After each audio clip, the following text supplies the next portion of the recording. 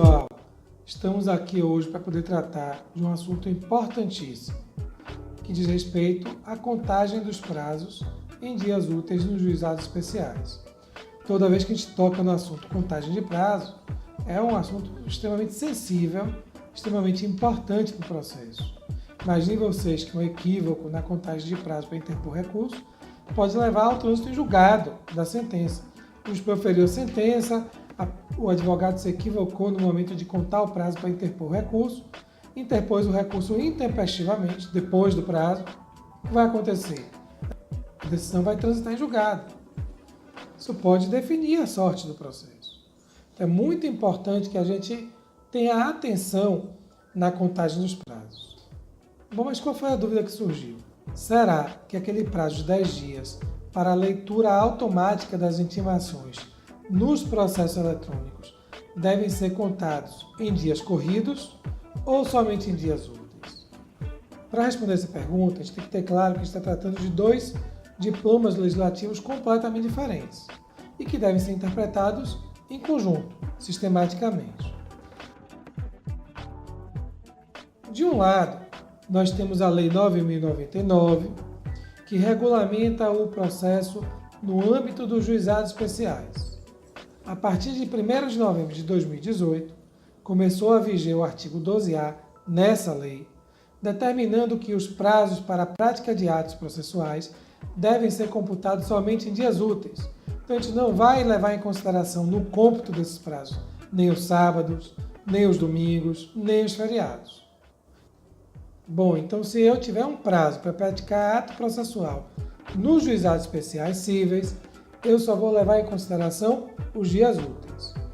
Não importa se o processo é físico ou se o processo é eletrônico. O artigo 12A está inserido na Lei 9.099.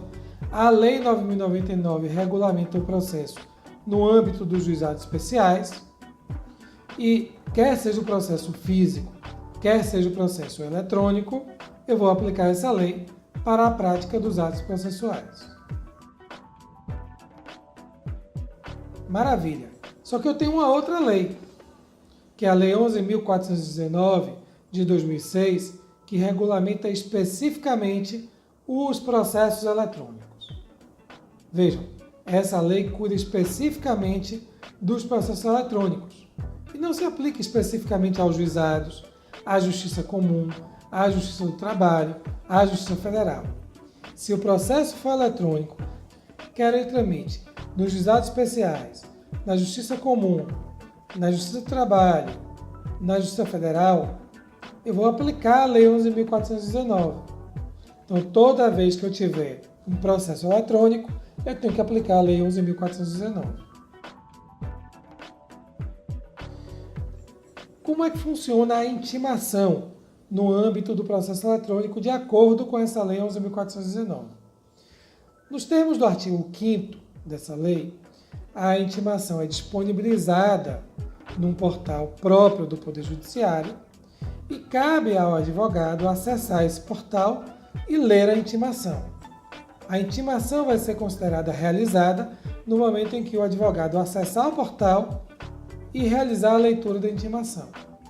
Então, imaginem vocês que o juiz proferiu uma sentença, o advogado acessa o portal próprio do Poder Judiciário, lê a intimação, a partir dali ele foi intimado e começa o prazo para a prática do ato processual subsequente. Então, imaginem que o advogado entenda que é hipótese de oposição de embargos de declaração. Ele vai ler a intimação e ali vai começar o prazo de 5 dias para que ele possa opor os embargos de declaração. Bom, então, o artigo 5º da Lei 11.419 regulamenta como funciona a intimação do processo eletrônico. Bom, mas vejam, se a intimação dependesse exclusivamente do advogado acessar o portal próprio do Judiciário e ler a intimação, seria possível que a intimação ficasse pendente indefinidamente no tempo, aguardando que o advogado acessasse o portal e fizesse a leitura da intimação. Para que isso não aconteça, o parágrafo 3º do artigo 5º da Lei 11.419 regulamentou a leitura automática da intimação. Então, Se a intimação é disponibilizada no portal próprio do Poder Judiciário, se o advogado não faz a leitura num prazo de 10 dias, o próprio sistema vai realizar uma leitura automática depois que passam esses 10 dias. Então, a Lei 11.419 trata da intimação eletrônica dos atos processuais e diz que cabe ao advogado acessar o portal próprio, realizar a leitura dentro de 10 dias. Caso ele não faça isso em 10 dias, no 10º dia será realizada a leitura automática. E aí começará a fluir o prazo para a prática do ato processual subsequente.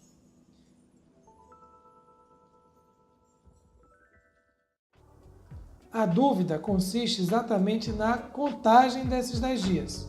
Será que esse prazo de 10 dias deve levar em consideração somente os dias úteis? Ou se esses 10 dias devem ser contados de maneira corrida? A resposta para isso está expressa no parágrafo 3º do artigo 5º da Lei 11.419. Ele deixa claro que esses 10 dias para a leitura automática são sempre corridos. Agora a gente precisa interpretar as duas leis em conjunto.